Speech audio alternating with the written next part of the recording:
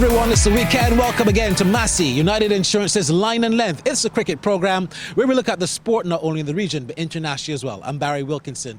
This episode we come to you from beautiful Trinidad and Tobago. We are at the Queen's Park Oval, just in front, of course, of the Brand Lara Pavilion. Ongoing is a big cricket tournament. It's the regional Super 50 competition, and we have been here going around Trinidad looking at the lovely sights of TNT in this carnival season, and also going up to Cova. Lots of things happen up there. There's a great national cricket center. All around Trinidad, there's just so much to see, and we have been traveling and capturing what TNT really has to hold. On this episode, we have a former Trinidad and Tobago and West Indies player, Daren Ganga. He's going to tell us what he thinks about the standard of pitches at the Queen's Park Oval, not only this year, but over the years, because that has been a big bone of contention. We also hear from him about this entire Chris Gayle affair, which has got into now a different realm, and that is going to be something Daren Ganga is going to talk about. We couldn't come to Trinidad and not hear from the fans. What do the fans have to say about the Chris Gayle affair? We'll talk to a number of them to get their perspective. Also in this edition, we got two women West Indies cricketers who are preparing to go to South Africa and then India, and we caught up with them at training. It's all to watch in the next half an hour of Massey United Insurance's Line and Length.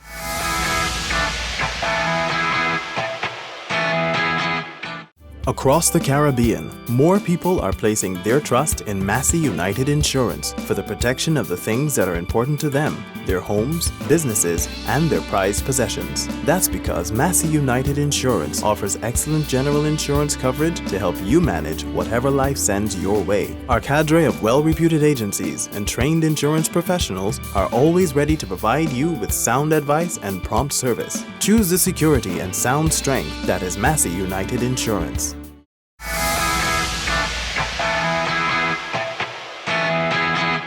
Well, it's always a pleasure to be here in Trinidad and Tobago. I'm talking with a former TNT and West Indies cricketer, Daren Ganga, who's now doing a fantastic job as a commentator.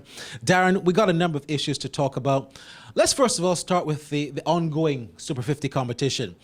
It is my feeling that the matches here at the Queen's Park Oval, that the pitches have not been as friendly to batsmen. And I think overall, as let's say at Cova, in St. Kitts and Nevis, what are your thoughts on the standard of pitches at the Queen's Park Oval? Well, I think it's slow. It's conducive for slow bowling and spinners. We've seen a lot of turn from a lot of deliveries from slow bowlers. On many occasions, the pitch has been dry and very difficult for players to get into their stride and play a lot of shots. And we've seen that reflected in terms of the totals scored by most teams.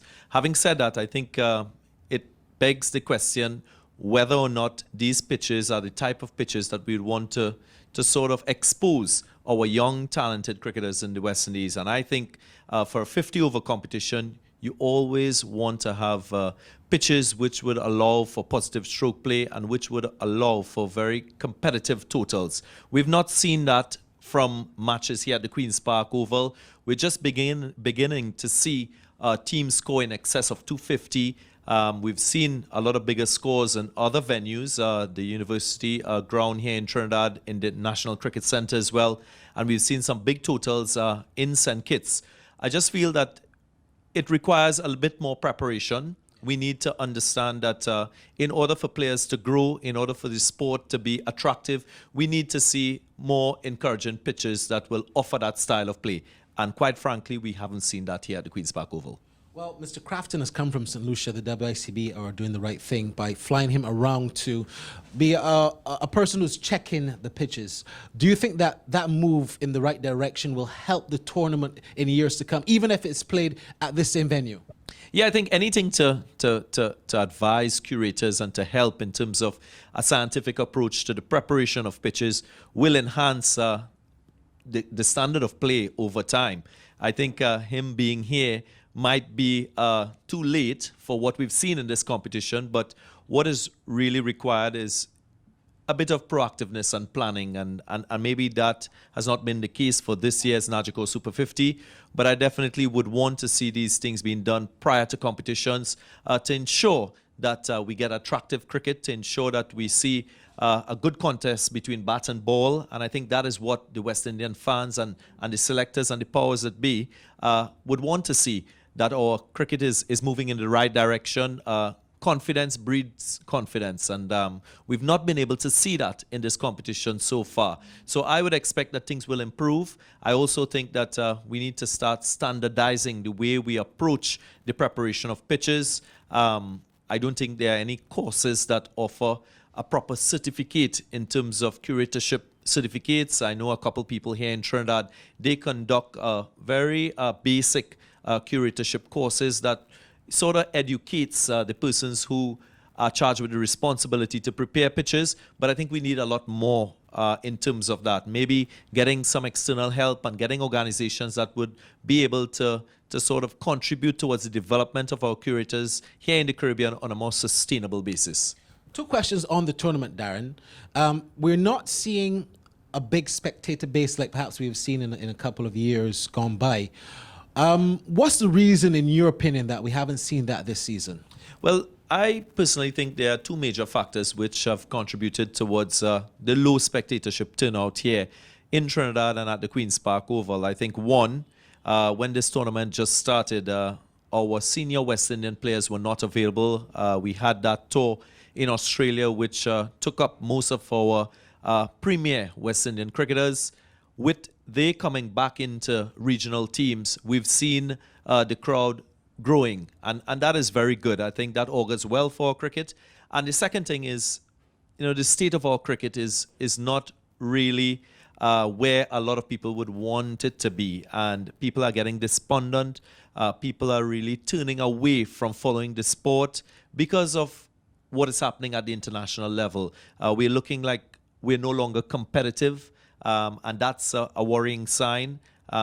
People normally warm towards success, and we've had very little success at the international level, and these are the things that are really turning the interests of the spectators away from following West Indian cricket. If I had to say to Daren Ganga, someone like yourself who's very senior, what would be your antidote? What would be your recommendation to turn things around? Obviously not in a very short term, but in a long term. Well, I think, it needs to be a balanced approach. One, there's need for us to invest in the right things so that the quality and the standard of our play is a little more consistent. And when I say consistent at all levels, at the regional level, at the international level, and even at the under-19 level, and try to get more consistent success across the board. That's one. The second thing I think we need to do is to think outside of the box. We have continued doing things in a traditional manner when it comes to marketing of cricket in the Caribbean. I really think we need to do things differently, probably do a little bit of a cross with different sports and getting different personalities into the ground. I think a big factor in our Caribbean sport that we don't focus on is women and mothers. I think if you could attract a mother to a cricket match, you will attract probably a husband, and you will attract kids as well. And that is where the focus should be. If we want to grow the game, if we want to talk about the future of West Indian cricket, we must target the younger ones. And I think a mother is very pivotal towards attracting a young person towards the sport. And there should be some sort of marketing effort towards attracting women and mothers towards cricket, whether it be to look at cricket matches, or you're allowing them free entry with incentives, or the opportunity for their kids to do some sort of training or some sort of interaction with the players during the course of the game. I'm just suggesting, but there is need for us to brainstorm ideas that will attract more people. Maybe the entertainment component, have a lot more entertainers. Maybe have, some sort of competition during a break. I've seen it abroad where you had former Olympic athletes, you had current Olympic athletes, and you had upcoming Olympic athletes run like a 400-meter around the ground during a break. And these are things that really pique the interest of a lot of spectators. It's very different. I can draw an example here. When we had Keyshawn Walcott bowl during one of the 2020 for 50 cricket matches here when we celebrated our 50th anniversary. And that, to me, remains on the lips of a lot of different people because it was very different to what they're accustomed to. I think that's the type of approach we need to use to sustain the crowds and to build upon what we've seen here in the Caribbean. All right, great stuff. We're going to take a break, but when we come back, we're going to change the tune, but still talk to Daren about another hot cricket topic. And then a bit later on in the program, like I said, he talked about women. We have some West Indies women players that we're going to also go up to Cuba and talk to. But first, you're watching Massey United Insurance's Line and Length.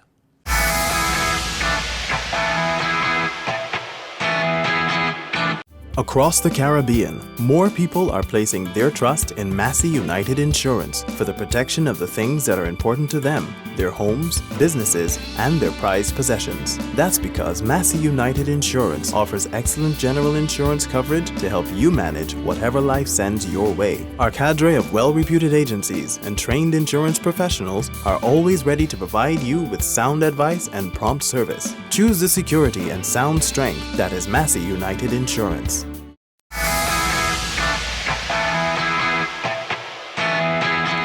Welcome back then to Mass United Insurance's Line and Length. I continue to talk with Daren Ganga. Always a pleasure to be in TNT and to talk to him.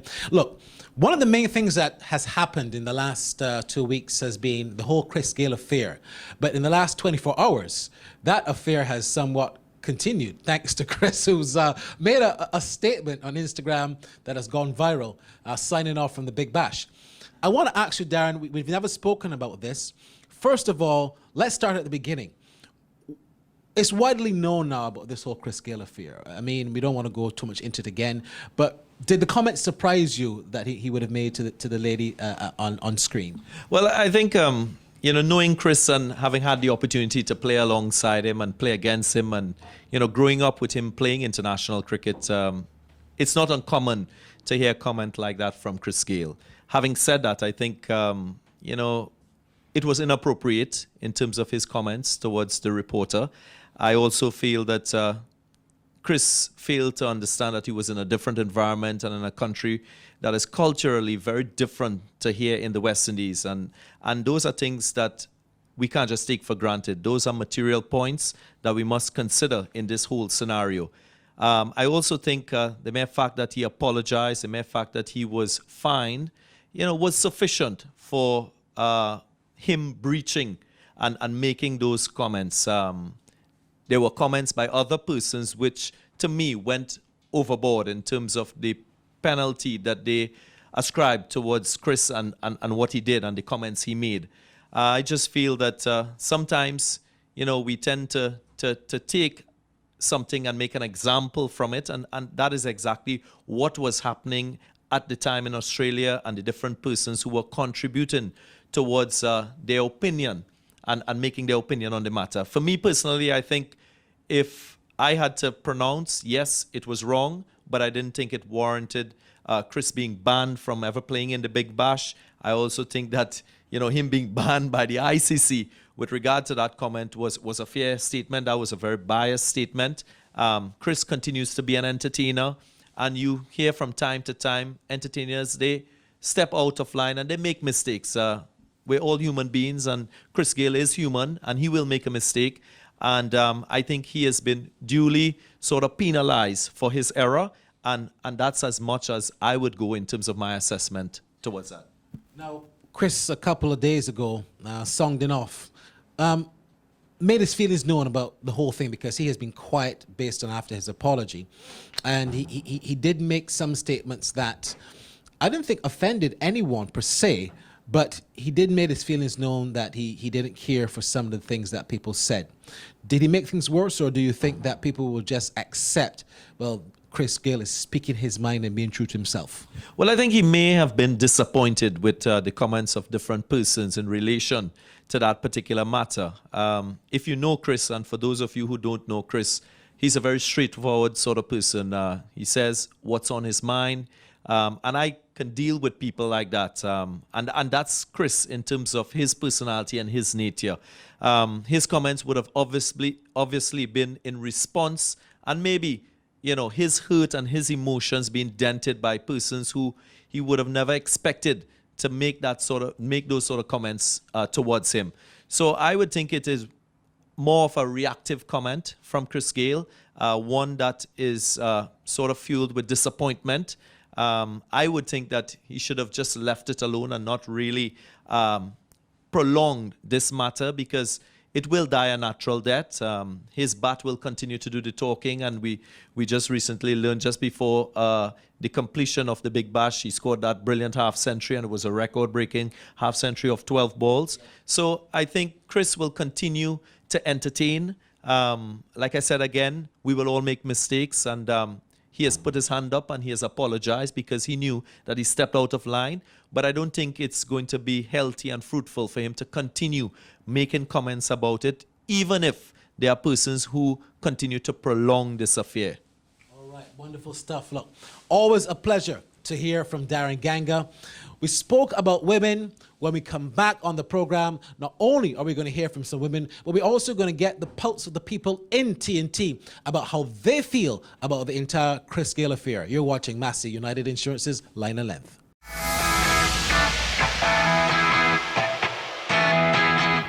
Indigit, what do you think about Chris Gayle's reaction to the initial whole thing with Mel McLaughlin when he signed off from Australia? You know, I'm more surprised than ever, because I thought Gayle, having made those statements on television, boomed across the world, you know, that he would have just cooled it out. I mean, he apologized. His apology was accepted by the lady journalist. I think he should have played it out cool, Chris Gayle. I'm surprised it's more hot water. Do you think that the punishments were too stiff initially on Gayle? What was that punishment? I think it was $10,000 fine for it. I don't think so. I don't think it was too stiff. Chris is wrong. I mean, let's face the fact. You can't be saying those things on national television. There are so many women groups around the world. There are so many men who are supporting women for their fighting for equal rights. You know, it's like trying to stop advantages that are taking place in many workplaces, on the streets, or wherever they are. I think he should have been more supportive of women. A Caribbean thing, maybe, yes, in some parts of the Caribbean. I think Gayle had no bad intentions whatsoever. Just being Chris Gayle, saying those kinds of things, you know, he's full of humor. But I think he has taken it one step further. Totally wrong, unacceptable. His reaction is even more worse now than what he actually did at the beginning. Well, actually, I think he was jesting initially, and I think it didn't come out as he would want it to. I think everybody recognized that he did make a mistake, and he too. But I honestly feel that it has gone and been blown out of proportion in terms of it has just caught on, and it's a story, and the media just loves a story, and they've continued and continued and continued, you know. Well, inappropriate, unnecessary. I understand his anger, but it wasn't necessary. Just as the comments to the young woman was unnecessary as well. Yeah. Do you think that people that would have seen it would actually say now that he has proven himself to be deserving of the criticism he got initially? That's a very good question. Yes, generally, people probably would think that. I don't necessarily agree with it, but I could see why people would think so. But you know, it was inappropriate all around. It was hilarious. Don't get me wrong, but you know, unnecessary. Well, I think Chris Gayle was a little bit out of line, but I think the people in Australia have escalated it, and it has gone on to be something that, at the end of the day, it should have just died down a long time ago. We have seen sportsmen and women have done certain things, right? Especially according with journalists. And Chris Gayle is a nice guy, he's a happy guy, and he was just saying something at the end of the day, but it was blown way out of proportion, and it should not have happened at the end of the day, right? And I do understand where the people coming from, and they say, you know, Chris Gayle was inappropriate. Probably he was. But at the end of the day, it should not have escalated it into where the situation is right now. That should not have been going on. That should have nipped in the butt a long time ago. It should have been done. It's a done matter, done deal, finished long time. Well, the fact that he was fined for it, I believe he was fined for it, indicates that they are governed by some guidelines and policies, etc. So I think the cultures would be something that needs to be taken into consideration in terms of where the matter was blown out of proportion, because I would say the West Indian and the Caribbean or Trini people, at least, they will brush it off. They will probably think it's something a little lighter than it really was, but at the end of the day, it was inappropriate on that forum. Well, how I look at it is that the whole issue was kind of just blown out of proportion. I mean, these things have happened other places of the world, and it was kind of shrugged under the carpet. And I just feel as though Chris Gayle's reaction was just a reaction at how things actually played out, where he felt as though, it was being blown out of proportion, as I said. And his reaction was just that, well, it is what it is. Well, I was a little bit disappointed by those comments because he had apologized for what has happened before. And when you go back and you make comments like that, it looks like though the apology is insincere. And that is one of the aspects that came to me immediately. In terms of the overall storm with Gayle, do you think the media and by extension former cricketers are a bit too harsh with their fine and also their calls for them to be banned from playing in Australia? Yeah, I think it was pretty strong. I mean, not to excuse what Chris Gayle did. However, some of the calls that were made for him to be banned completely from Australia were very, very strong indeed. Especially when you consider that one of the persons who recommended that ban, he was once fined by the Australian board for dropping his pants in front of a ground where the Queen was in fact there. So it seemed a bit strong in some of their condemnation.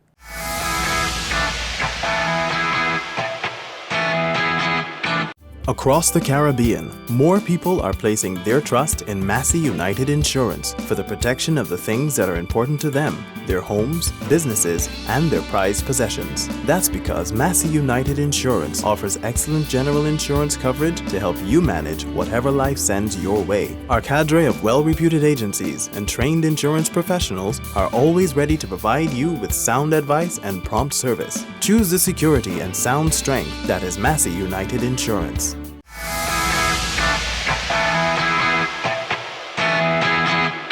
Well, the West Indies women have a very hectic 3 months coming up. They're going to be in Barbados for a camp, and then they're going to South Africa for a month.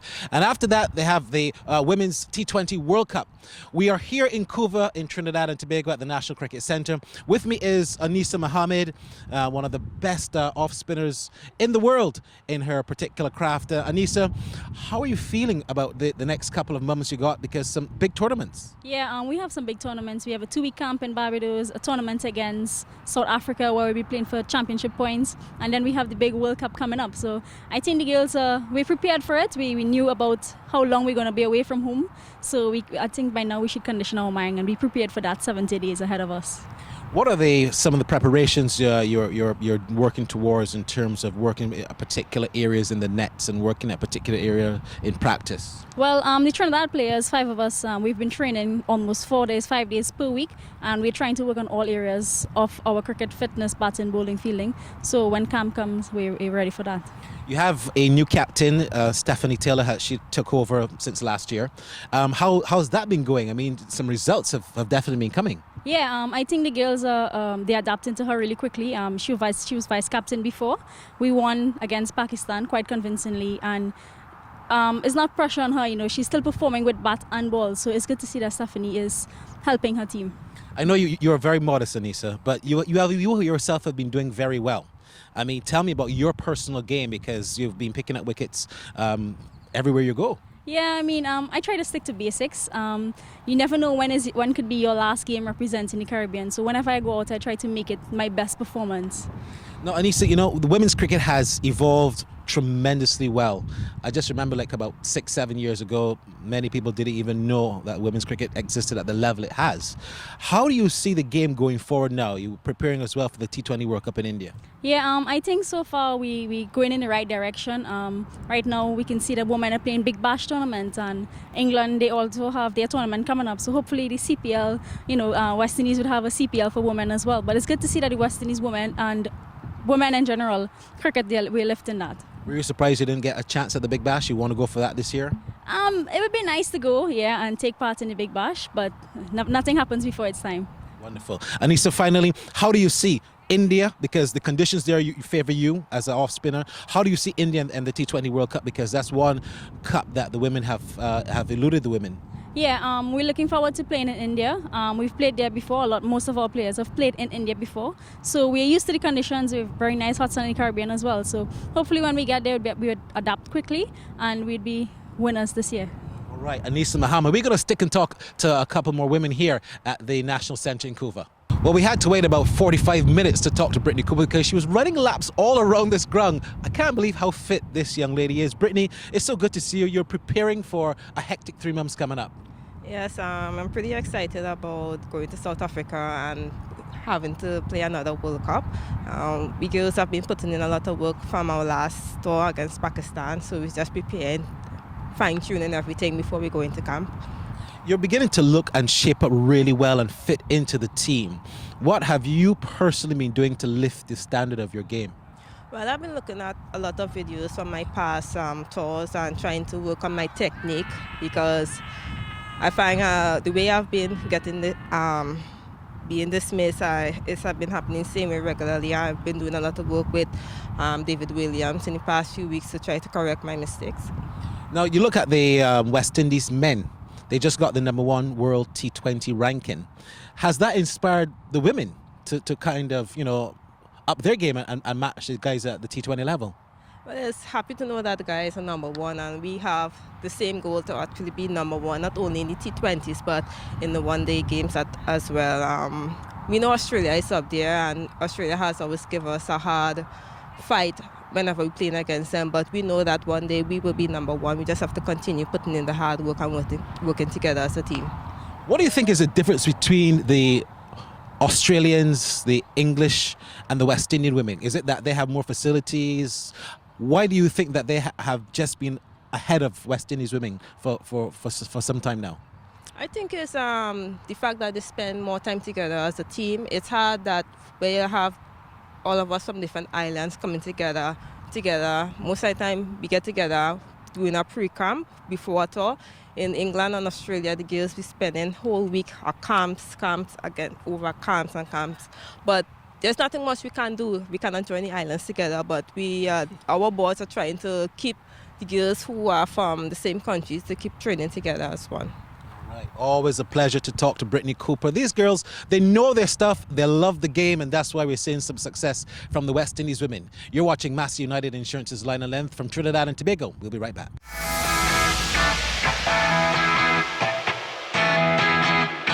Across the Caribbean, more people are placing their trust in Massey United Insurance for the protection of the things that are important to them, their homes, businesses, and their prized possessions. That's because Massey United Insurance offers excellent general insurance coverage to help you manage whatever life sends your way. Our cadre of well-reputed agencies and trained insurance professionals are always ready to provide you with sound advice and prompt service. Choose the security and sound strength that is Massey United Insurance.